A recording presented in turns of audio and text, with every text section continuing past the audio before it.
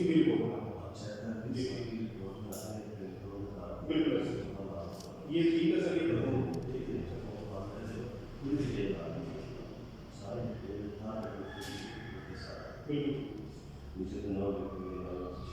ابھی میں نے ریفری کرنی کی ہے اس کو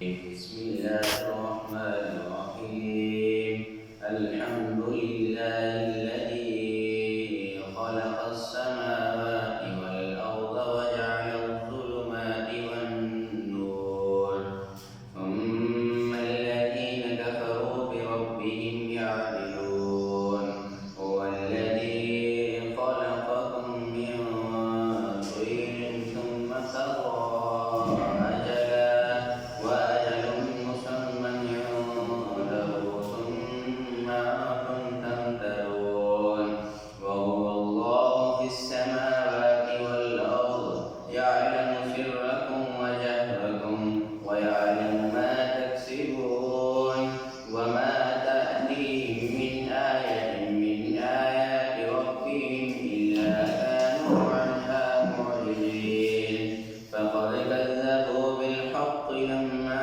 جاءهم فسوف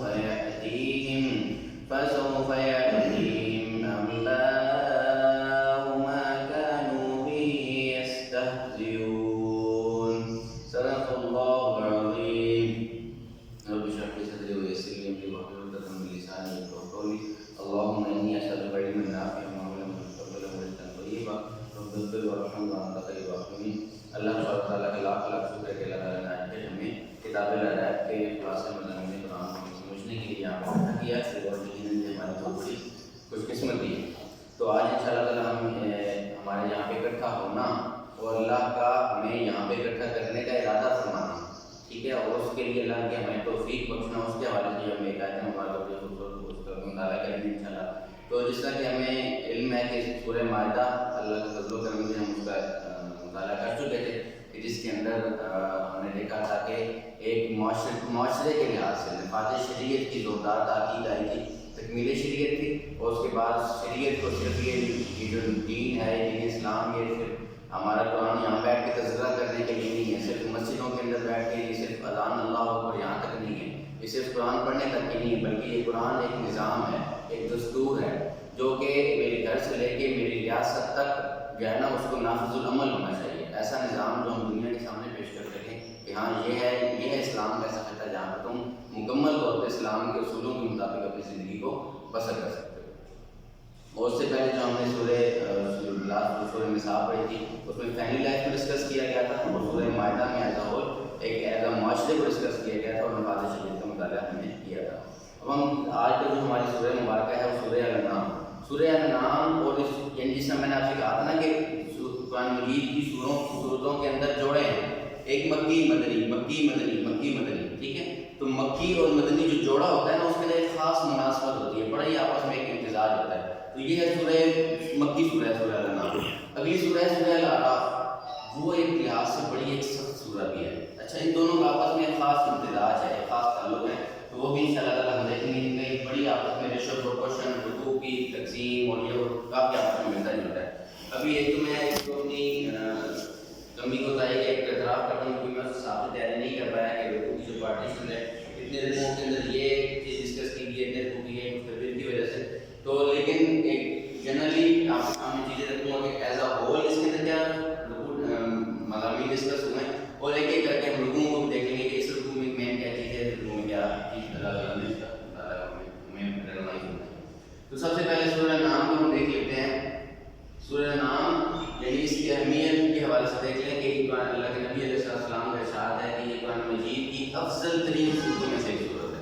قرآن مجید کی افضل ترین صورتوں میں سے ایک سورہ مبارکہ ہے. اور اس کے بعد اگر ہم یہ دیکھتے ہیں کہ ایک ایسی صورت ہے جو 20 رکوعوں پر مشتمل ہے، آئی تھنک 180+ اس کی آیات ہیں. تو پھر بھی یہ یک بارگی نزول ہوا ہے اس کا، یعنی ٹکڑے ٹکڑے کے اندر علیحدہ کر کے ہم سنتے ہیں کہ اس سورہ مبارکہ کا یہ حصہ ہے اس وقت نازل ہوا، دوسرا کسی اور وقت نازل ہو رہا ہے موقع کی مناسبت کے ساتھ. پھر اللہ کی حکمت کے تحت اس کو ایک خاص ترتیب میں اللہ تعالیٰ نے بتا دی ہے قرآن اس کو اس طرح سے ترتیب دے دو. تو یہ ایسی صورت ہے جو جب باقی پوری کی پوری ایک ہی دفعہ نزول ہوا ہے اس کا.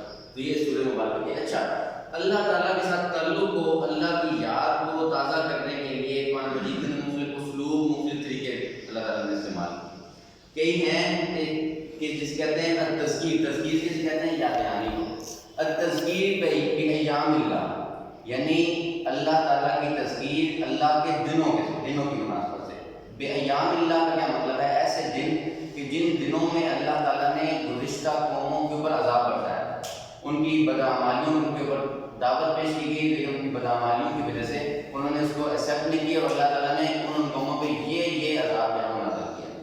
ایک ہے تذکیر بھی اعلیٰ اللہ. تذکیر بھی اعلیٰ اللہ کا مطلب کیا ہے؟ کہ اللہ تعالیٰ کی نشانیوں کے ذریعے اللہ کی یاد کو تازہ کیا جائے. اپنے ایک کی طرف غور و فکر کی ہے، یہ درخت، یہ سورج، یہ چاند، یہ ستارے، یہ ہم، یہ میری بیوی، میرے بچے، میرے والدین، میرا رشتہ، میرے زمین، میرا فرش، میرے ارد گرد کی تمام تر چیزیں، ان چیزوں کو دیکھ کے اللہ تعالیٰ کے ساتھ اپنے تعلق کو دوبارہ سے یاد دہانی کی جائے. تو اس سورہ مبارکہ میں تذکیر بھی اعلیٰ اللہ کا ذکر ہے. اللہ کی یقین کریں، کتنی نعمتوں کا ذکر ہے، کتنی نعمتوں کا ذکر ہے. جب آپ اس کو ایک ایک کر کے مطالعہ کریں گے، آپ کہیں گے یہ تو میری ارد گرد کی چاروں اطراف کی ہر ایک چیز کا ذکر اس کے اندر موجود ہے. ایک ایک نعمت، میرے کھانے سے ریلیٹڈ، میرے ڈریسنگ سے ریلیٹڈ، میرے چلنے پھرنے سے ریلیٹڈ، میرے ماحول سے ریلیٹڈ، میرے معاشرے سے ریلیٹڈ، ایک ایک نعمت کا اللہ تعالیٰ نے ذکر کیا ہے. تو یہ بہت ہی مطالعہ کرنے والی صورت سے ایمان کے اندر ایک بڑی بڑھوتری ہوگی انشاءاللہ. تو اس سورۃ مبارکہ میں تذکیر بھی اعلیٰ اللہ کے ذکر ہے، یعنی اللہ کے نشانیوں کے ذریعے. اور اگلی سورۃ مبارکہ سورۃ الاعراف، اس میں تذکیر بھی ایام اللہ، یعنی دوسری قوموں کے اوپر جن دنوں کے اندر اللہ تعالیٰ نے جو ہے وہ عذاب نازل کیا تھا، اس کے ذریعے. اب ایک ہے نا اللہ تعالیٰ محبت والا پہلو، اور ایک ہے اللہ سے خوف والا پہلو. محبت والا پہلو یہاں سے اور خوف والا پہلو وہاں سے. تو خیر یہ کچھ اس کی تمہید کے حوالے سے تھا. اچھا اس میں ایز اے ہول کیا کون سے مضامین ڈسکس ہوئے ہیں؟ زیادہ تر اس میں کفار مکہ سے بحث کی گئی. کفار مکہ یعنی اس سے پہلے جو باتیں تھیں نا وہ مشرکین یا یہود کی، بنی اسرائیل کی، اس طرح کے ہم دیکھیں. اب اس سورہ میں کفار مکہ سے زیادہ گفتگو ہو رہی ہے. کفار مکہ آپ سن کے آپ سامنے آ کے سوالات لے کے آ جائیں. میکسیمم جو گفتگو کفار مکہ سے مکہ کے ساتھ ہے، لیکن ضمنی طور پہ کچھ یہود کے سوالات ہیں، ان کا بھی جواب اللہ تعالیٰ نے دیا ہے. کفار مکہ آپ کے سامنے کئی سوالات لے کے آتے ہیں، تو اللہ کے نبی صلی اللہ علیہ وسلم کئی وہ فرمائشی موضوعوں کے سوالات لے کے آتے ہیں، تو اللہ تعالیٰ اس کے حوالے سے ہمیں فرما رہے ہیں کہ ہمیں کیا کرنا چاہیے. اچھا اس کے درمیان میں اسی معجزات کا ذکر ہے. کفار مکہ آ کے اللہ کے نبی صلی اللہ علیہ وسلم سے اسی معجزات کی فرمائش کرتے ہیں کہ آپ اس طرح کریں کہ کوئی، ہم آگے جا کے پڑھیں گے کہ کوئی کتاب جو ہے نا وہ جب نازل ہو تو پتہ چلے فی صف انقطاع، صفوں کی صورت میں ہو، گدوں کی صورت میں ہو، اکٹھے ہمیں پتہ چلے کہ آسمان سے یہ آ رہی ہے، ہمیں پتہ چلے یا کو آپ جائیں آسمان سے لے کے آئیں کوئی آسمان سے کوئی آسمانی، ہمیں پتہ چلے کہ ہاں واقعی آپ اللہ کے نبی ہیں. تو اس طرح کے معجزات کا ذکر ہے کہ آپ اس طرح کے معجزات لے گئے. خیر پھر اللہ تعالیٰ کا کیا جواب آیا، کیا سٹانس اللہ تعالیٰ کا، وہ بھی ہم انشاءاللہ کے مطالعہ کریں گے. پھر اس کے درمیان میں ابراہیم علیہ السلام کا ذکر ہے. ابراہیم علیہ السلام کا جو مقام ہے، جو اللہ تعالیٰ کے یہاں بزرگی ہے، سب کچھ. اور پھر ان کی جو دعوت کا اسلوب ہے، یقین کریں کہ جب انسان کسی کو دعوت دے تو دعوت کے ایک طریقہ کار ہوتا ہے، بجائے یہ نہیں کہ بھائی اوئے کافر ہو، اوئے مشرک ہو، اوئے فلانا، اوئے بٹی. دعوت کے ایک طریقہ کار ہے، اس کو منطق کے ساتھ، عقلی دلائل کے ساتھ دوسروں کو دعوت دی جائے. اس دعوت کا ایک اپنا اسلوب ہے. تو ابراہیم علیہ السلام نے اپنی قوم کو کس طرح سے دعوت دی؟ ایسے دعوت دی کہ اگلے چپ کر کے تم بولتے مانو گے. تو انہوں نے دعوت کے ساتھ اس کے اندر دیکھیں گے. پھر اس کے بعد ایمانیات ثلاثہ، اللہ تعالیٰ کا ایمان، آخرت پر ایمان، اور اللہ کے نبی علیہ رسالت پہ ایمان، ان کی ایمانیات کے اس کے اندر ذکر ہے. اور کچھ شہود کے سوالات، ان کے جوابات اللہ تعالیٰ نے دیے. اب ہم رون ملیک سے اللہ تعالیٰ کا نام لے کے اس کا مطالعہ کرتے ہیں کہ اللہ تعالیٰ سب سے پہلے فرماتے ہیں کہ اللہ تعالیٰ کی ذات وہ ہے جو تمہیں ظلمات سے نکال کے اندھیروں سے نکال کے روشنی. اب یہ دیکھ لیں یہاں پہ جمع کا صیغہ ہے اور یہاں پہ ایک ہے. ظلمات اندھیرے، ہر شرک کے اندھیرے، بدعات کے اندھیرے، اس کے بعد کفر کے اندھیرے، سیکولرزم کے اندھیرے، الحاد کے اندھیرے، نہ جانے کون کون سے اندھیرے. روشنی ایک ہے، وہ اللہ تعالیٰ کی طرف والی روشنی. وہ روشنی ایک ہے، یعنی ادھر سے بہت سے اندھیرے، ادھر سے ایک، کہتے ہیں ایک سب کے اوپر بھاری.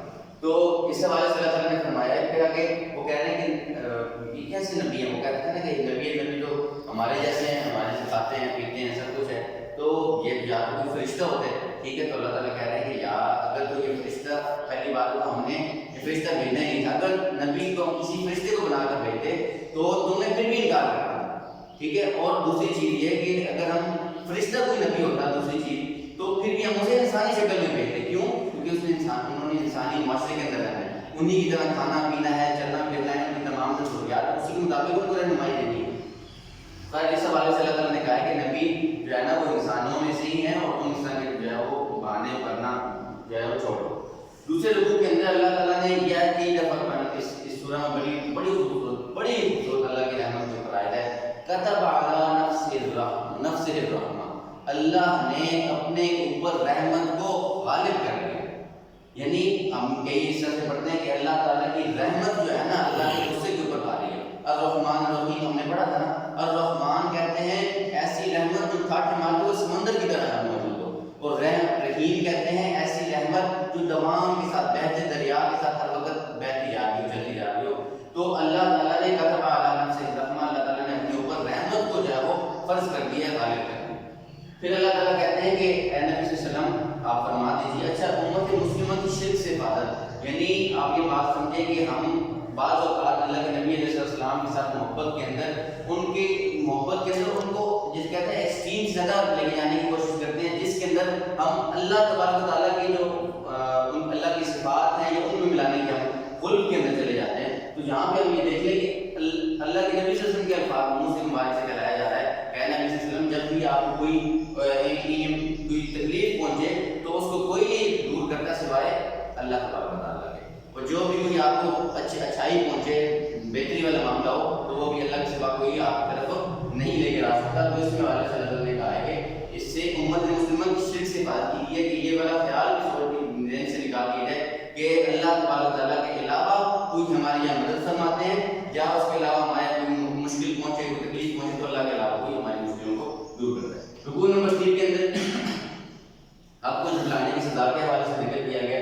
رکوع نمبر 4 رکوع حق سے مراد کیا ہے کہ حق سے مراد اللہ کے نبی یعنی وقت کے نبی اور وقت کی کتاب وہ کیا ہے حق ہے. رکوع نمبر 4 کے اندر جیسے ہم نے یہ ذکر کیا کہ وہ اسی معجزات کا سوال کرتے تھے کہ آپ اس طرح سے لے آئیں اس طرح سے لے آئیں. اب ہوا وہ شون کے جب وہ بار آ رہے ہیں مطالبہ لے کے, کیونکہ اللہ کے نبی صلی اللہ علیہ وسلم کا تو کانٹیکٹ تو اللہ تعالیٰ کے ساتھ ہے, تو کچھ اہل ایمان بھی پریشان ہو رہے ہیں کہ بھئی جب یہ بار آ کے کہہ رہے ہیں کہ بھئی اس سے معجزہ دکھائیں دکھا بھی نہیں دیتا. ٹھیک ہے, تو آپ سلم بھی دل میں پریشان ہو رہے ہیں کہ یہ آ رہے ہیں بار, اس سے ہمارے اہل ایمان کی آپ سے پریشان ہوتا تھا کہ اگر اللہ تعالیٰ یہ چاہتا ہے تو دکھا دے اللہ تعالیٰ. تو خیر پھر اللہ تعالیٰ نے یہاں پہ بتا رہے ہیں کہ بھئی اللہ تعالیٰ غصے کا اظہار فرما رہے ہیں آپ وسلم کے حوالے سے کہ اے نبی صلی اللہ علیہ وسلم اگر آپ سب کے دل میں بھی یہ خواہش پیدا ہوگی کوئی اللہ تعالیٰ دکھا دے معجزہ, تو اللہ تعالیٰ کہتے ہیں کہ اے نبی صلی اللہ علیہ وسلم اگر آپ یہ چاہتے ہیں کہ کوئی اسی معجزہ نظر آئے تو ٹھیک ہے, آپ آسمان زمین میں کوئی سرنگ لیتے ہیں تو وہاں سے کوئی معجزہ لے آئیں, یا آسمان پہ کوئی سیڑھی لگا لیں اور وہاں سے کوئی کتاب اٹھا کے لے آئیں تو اس طرح کر لیں, ہم کوئی معجزہ دکھانے والے ہیں. تو اس کی اسی معجزہ یعنی کہ آپ کے ہاتھوں سے کسی قسم کا معجزہ یا ایسی چیزیں دکھانا اللہ کیوں نہیں چاہتا تھا. تو اللہ تعالیٰ کے اس کی واقعہ اللہ تعالیٰ دیکھیں گے کہ اللہ تعالیٰ کیوں نہیں اس کی معجزہ دکھاتا. اللہ تعالیٰ اس لیے نہیں دکھاتا کہ اللہ تعالیٰ انسان جب آپ کو سامنے کوئی چیز نظر آئے تو کیا آپ کا امتحان کس بات کرے گا. آپ کو سامنے ہی یا پھر جنت سامنے دکھا دیجیے تو میرا آپ کا امتحان کس بات کا. امتحان ہے ہی تبھی کہ عالم الغیب کہ آپ نے غیب کے بارے میں جانا. تو دوسری چیز یہ کہ اللہ تعالیٰ 12 یہاں کہتے ہیں کہ ان سے پچھلی قوموں نے بھی 12 فرمائشی معجزے کا کہا تھا لیکن آ بھی گئے تھے, انہوں نے انکار کیا تھا. اور ہاں فرمائشی معجزہ آ جائے اور پھر اس بات کو امکان کرے تو اللہ اس قوم کو گون دینے والا عذاب دے دیتے ہیں. تو خیر اس حوالے سے پھر اللہ تعالیٰ یہاں پر فرماتے ہیں کہ دنیا کی زندگی محض انما الحیات الدنیا لعب و لہو, محض کھیل اور تماشا. یہ ایسا ایک ڈرامہ سیریز ہے جس کے اندر آپ کچھ کیریکٹرز بناتے ہیں. ہمارے استاد اللہ تعالیٰ نے نصیب فرمائے, بڑی خوبصورت اس کی وہ ڈیٹیل بتایا کرتے ہیں, ڈیٹیل کا بھی وقت نہیں ہے کہ یہ ایک ڈرامہ ہے. ڈرامے کے اندر ایک بادشاہ ہے, ایک وزیر ہے, ایک موچی ہے, ایک چوکیدار ہے. اب یہ دنیا کے ایک ڈرامے کی حیثیت سے آپ کو کسی کو پرنسپل کے روپ میں لے آئے, کسی کو باپ کے روپ میں لے آئے, کسی کو ڈائریکٹر, کسی کو اللہ تعالیٰ نے ایک ڈرامہ سیریل بنایا ہے. ایک یہاں پہ کھیل ہے, ایک تماشا ہے. ہر ایک کو کچھ کیریکٹر دیے گئے ہیں, ہر ایک نے اپنے کیریکٹر کے مطابق اس کو اپنے پرنسپل ادا کرتے ہوئے چلے جانا ہے. اور جیسے ہی یہ کیریکٹر ختم ہوگا, جب وہ کاسٹ سے وہ جو بادشاہ سلامت کی اگر وہ کاسٹ وہ پروڈکشن آفس سے جو بھی ہے اس کا وہاں سے جب نکلتے ہیں تو اس وقت ان کا وہ جو بادشاہانہ لباس ہوتا ہے کفن پہنا دیا ہے. تو ان دنیا کی زندگی بھی کیا ہے, کھیل تماشے کے علاوہ کچھ نہیں ہے. پھر اللہ تعالیٰ 5ویں رکوع میں بڑی بتاتے ہیں کہ اللہ تعالیٰ انسانوں پہ سختیاں, یہ پچھلی قوموں پہ عذاب آئے, یہ سب یہ سختیاں کیوں آتی ہیں؟ سختیاں اللہ تعالیٰ کہتے ہیں کہ یہ اس لیے آتی ہیں کہ یا تو یہ پلٹ ہے.